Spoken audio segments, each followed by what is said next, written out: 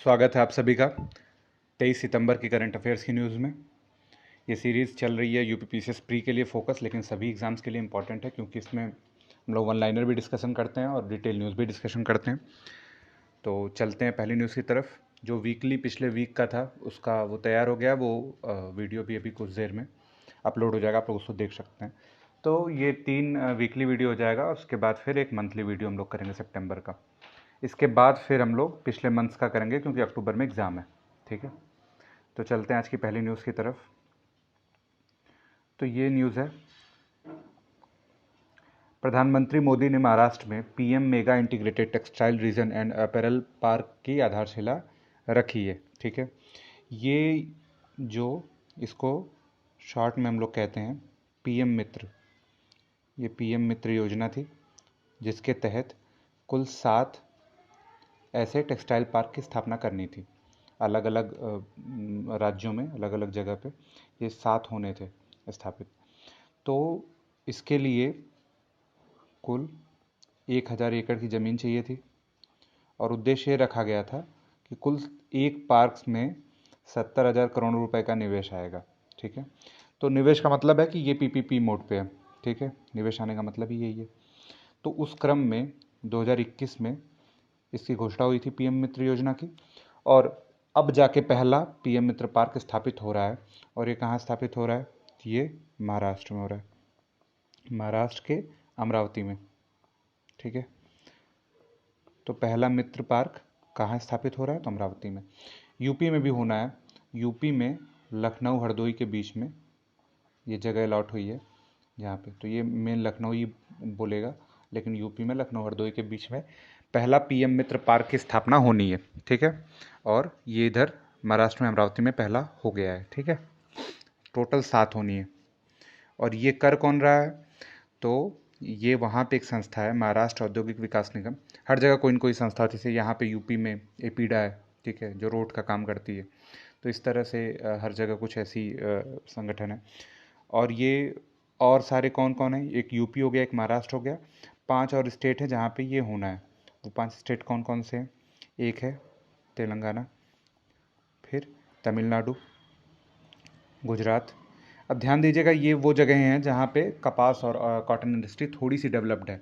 ठीक, जिसमें महाराष्ट्र में मुंबई को तो मैनचेस्टर ही कहते हैं। सबसे बड़ा केंद्र कौन सा है? मुंबई है। ठीक है, तो महाराष्ट्र में तो होना ही होना है। दूसरा, फिर यूपी, यूपी में कानपुर रीजन पूरा कपास के लिए और कॉटन इंडस्ट्री के लिए फेमस है। फिर तेलंगाना, तमिलनाडु और गुजरात, ये तीनों भी हैं। 2 और हैं जिसमें उत्तर प्रदेश हो गया, 1 2 3, महाराष्ट्र, उत्तर प्रदेश, मध्य प्रदेश और एक कर्नाटक। ठीक है, ये रिकॉल करके आप लोग इसको याद करिए, क्योंकि जैसे और जगह भले ना पूछे, लेकिन जहाँ जहाँ इस्टेब्लिश होता जा रहा है उस जगह शहरों के नाम पूछा जा सकता है। ठीक है, तो ये तेलंगाना, तमिलनाडु, गुजरात, मध्य प्रदेश, कर्नाटक, इतने हो गए। चलते हैं अगले न्यूज़ की तरफ। तो ये 2 दिवस हैं 21 सितंबर के। ठीक है, 21 सितंबर में 2 अंतर्राष्ट्रीय दिवस मनाए गए। पहला है विश्व शांति दिवस। ठीक है, तो विश्व शांति दिवस जिसकी थीम थी, अब ये मनाया कब गया? 21 सितंबर को मनाया गया है। ये थीम याद रख सकते हैं इसकी, cultivating a colour of peace इसकी थीम थी। और अगला जो दिवस है वो भी 21 सितंबर को मनाया गया। ये कौन सा है? ये अल्जाइमर दिवस है। अल्जाइमर एक मस्तिष्क का रोग है। ठीक है, इसमें क्या थीम थी? Time to act on dementia. ठीक है, लगभग इसी तरह की थीम रहती है नॉर्मली। ठीक है, इसकी भले थीम उतनी ना याद रहे, शांति दिवस वाली थीम याद रहनी चाहिए। चलते हैं अगले न्यूज़ की तरफ। अमरप्रीत सिंह को वायुसेना प्रमुख बनाया गया है। ये विवेक राम चौधरी का स्थान लेंगे। तो ये एकदम वन लाइनर टाइप की न्यूज़ है, इसमें बहुत डिटेल में नहीं जाना है। ठीक है, किसका स्थान लेंगे और कौन बना है? अमरप्रीत सिंह बने हैं। ठीक है, चलते हैं अगली न्यूज़ की तरफ जो कि यूपी से है। ठीक है, ओडीओपी एक योजना थी यूपी की, कम से कम 3-4 बार तो यूपी पीसीएस में ही प्रश्न पूछ लिया। ठीक है, और इसके तर्ज पे बहुत सारी स्कीम्स चली। ठीक है, ओडीओपी ये 2018 में स्कीम शुरू की गई थी। इसमें क्या था?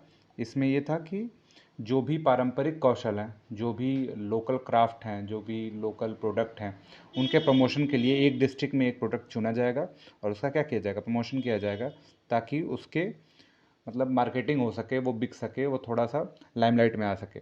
ठीक, ओडीओपी योजना। तो ये योजना मतलब सफल रही, इसलिए इसका फॉलोअप किया गया। अब इस योजना के अनुपालन के क्रम में एक नई योजना ओडीओसी यूपी सरकार ने ही शुरू की है। ठीक है, यूपी गवर्नमेंट ने शुरू की है। ये क्या है, वन डिस्ट्रिक्ट वन क्रॉप। ठीक, भारत में क्या मतलब यूपी में या किसी भी जगह पे कहीं ना कहीं कुछ क्षेत्रीय क्रॉप्स ऐसी होती हैं जहाँ पे वो, जैसे मेरठ में आलू हो गया। ठीक है, कुछ क्षेत्र गन्ने के लिए फेमस हैं, कुछ चावल के लिए हैं, जैसे मान लो सिद्धार्थनगर का काला नमक चावल हो गया। तो ऐसे जैसे बता ना, सिद्धार्थनगर में चावल हो गया, ये वहाँ का क्या है, ये वहाँ की ऐसी क्रॉप है जो विशिष्टता रखती है, वो अलग तरह का महकता है।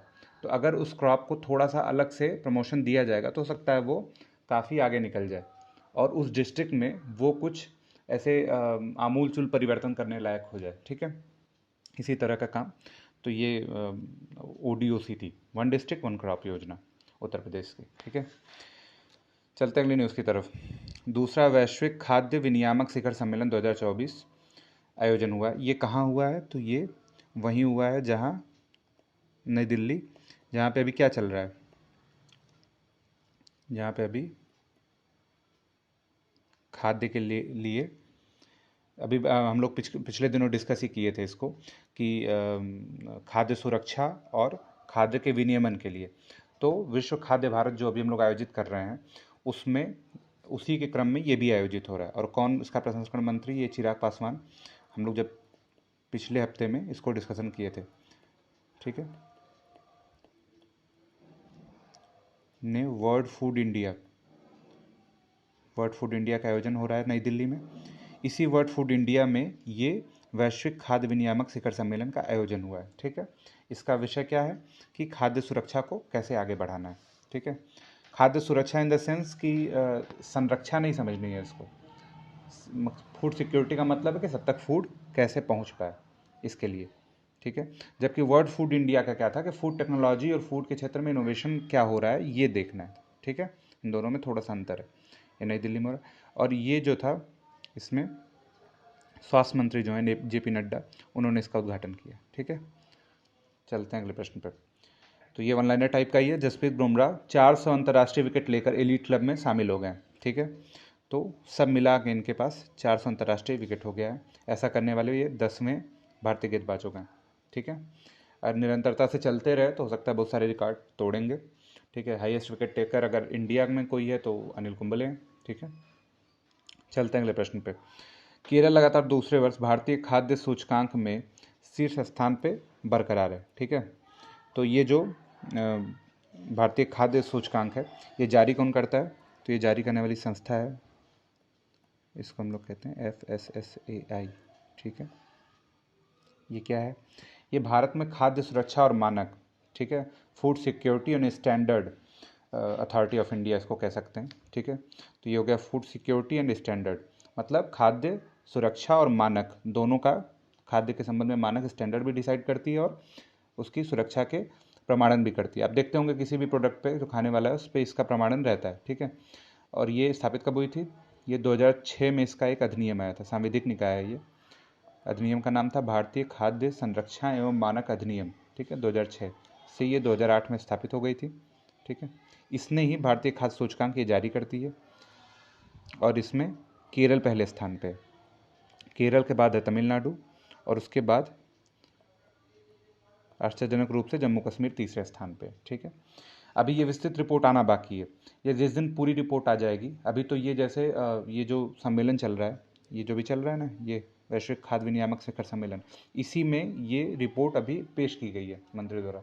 जब रिपोर्ट प्रॉपर वेबसाइट पर अपलोड हो जाएगी तो इसके बारे में और पता करेंगे कि यूपी किस प्लेस पे है और छोटे राज्यों, और ये बड़े राज्यों का केवल है, छोटे राज्यों केंद्र शासित प्रदेशों में कौन पहले नंबर पे है। ठीक है, चलते अगली न्यूज़ पे। हंगरी में आयोजित फिडे 100 पुरस्कार समारोह, फिडे शतरंज का एक टूर्नामेंट कराता है। ठीक है, इसलिए, और इसने पुरस्कार समारोह आयोजित किया है जिसमें मैग्नस कार्लसन और जूडिथ पोलगर को सर्वश्रेष्ठ पुरुष और महिला खिलाड़ी में सम्मानित किया गया है। ठीक है, तो इसमें याद रख सकते हैं कि मैग्नस कार्लसन को इसमें दिया गया ये अवार्ड FIDE 100 में। ठीक है, पूर्व विश्व मुक्केबाजी चैंपियन निखत जरीन को तेलंगाना में DSP पद पर शामिल किया गया। तो ये देखिए, यूपी की भी एक योजना चली थी कि अगर कोई भी इंटरनेशनल मेडल लाता है, ठीक है, इंटरनेशनल इवेंट में मेडल लाता है, तो उसको मतलब गारंटेड सरकारी नौकरी मिलेगी, और वो भी DSP लेवल की मिलेगी। ठीक है, मतलब लेवल 9 की नौकरी मिलेगी। तो इसके बारे में चर्चा करते हुए जो अभी ये पैरा ओलंपिक में रजत पदक जीते हैं सुहास एलवाई, जो ISB हैं, उन्होंने एक जगह चर्चा करते हुए कहा कि ये योजना जो है इतनी अच्छी है, मतलब इस योजना से इतना प्रमोशन हुआ है, इतना प्रोत्साहन मिला है खिलाड़ियों को, कि जब पारुल चौधरी दौड़ रही थी, पारुल चौधरी एक धावक है मेरठ की, यूपी की, तो वो सेकंड पे थी, और उन्होंने इंटरव्यू में अपने बताया कि वो लास्ट मोमेंट ने अपने को इतना पुश किया, और उनके दिमाग में यही बात थी कि अगर हम स्वर्ण पदक लाएंगे तो हमको ये जॉब प्रॉपरली मिल जाएगी। ठीक है, तो ये प्रोत्साहन उनके दिमाग में था, तो उन्होंने अपने आप को पुश किया, करते करते उन्होंने स्वर्ण पदक हासिल किया। ठीक है, चलते हैं अगले प्रश्न पर। ध्रुवी पटेल, ये भी वन लाइनर ही है। ध्रुवी पटेल को मिस इंडिया वर्ल्ड वाइड 2024 अभी ये खिताब जीता है। ठीक है, अभी इस वर्ष की मिस वर्ल्ड, मिस यूनिवर्स आना बाकी है, तो वो आएगा। पिछले साल की वो सेनिस पेलनियोस थी, ठीक है, निकारागुआ की। मिस इंडिया नहीं, वो मिस वर्ल्ड थी। ठीक है, चलते हैं अगले न्यूज़ पे। रक्षा मंत्री ने अंडमान निकोबार 21 द्वीपों के लिए पहले खुले जल तैराकी अभियान के लिए, तो ये जल तैराकी अभियान के लिए तो नौकायन परंपरा को बढ़ाने के लिए ये शुरू किया गया। इससे इंपॉर्टेंट न्यूज़ पिछले दिनों हम लोगों ने देखी कि नौकायन बढ़ाने के लिए नाविक सागर परिक्रमा एक अभियान चला था। ठीक है, इसमें 2 महिला वो थी, नौसैनिक अधिकारी थी, जिसमें एक का नाम था रूपा और एक का नाम था दिलना, लेफ्टिनेंट कमांडर दोनों लोग थी। ठीक है, इनको INS तारिणी से भेजा गया था विश्व की परिक्रमा करने के लिए, मतलब महासागरों से पूरे विश्व की परिक्रमा करने के लिए। तो ये नाविक सागर, तो उसी तरह का ये भी जल तैराकी अभियान शुरू किया गया है 21 द्वीपों के लिए। अभी पोर्ट ब्लेयर का नाम बदल के श्रीविजयपुरम किया गया है, श्रीविजयपुरम किया गया है, ये भी ध्यान रख सकते हैं। ठीक है, उससे पहले भी परमवीर चक्र के विजेताओं के नाम पे वहाँ पे द्वीपों का नामकरण किया गया था। ठीक है, तो इस तरह से न्यूज़ को ध्यान रख सकते हैं। तो ये थी हमारी आज 23 सितंबर के करंट अफेयर्स की न्यूज़। ठीक है, और कुछ न्यूज़ इसमें है जिसमें हम डिटेल नहीं गए हैं, क्योंकि वो पूरी तरह से अभी हमारे सामने नहीं है। आगे इसमें पूरी तरह से अगर आएगी ये रिपोर्ट तो हमको डिस्कस करेंगे अगले दिन, भले ही वो पुरानी हो गई है। और PIB की न्यूज़ इधर 1-2 दिन की जो बची हुई है वो हम लोग कल या परसों में डिस्कस कर लेंगे, जो भी इसमें छूटी होगी। तो आप लोगों के जुड़ने के लिए बहुत बहुत धन्यवाद।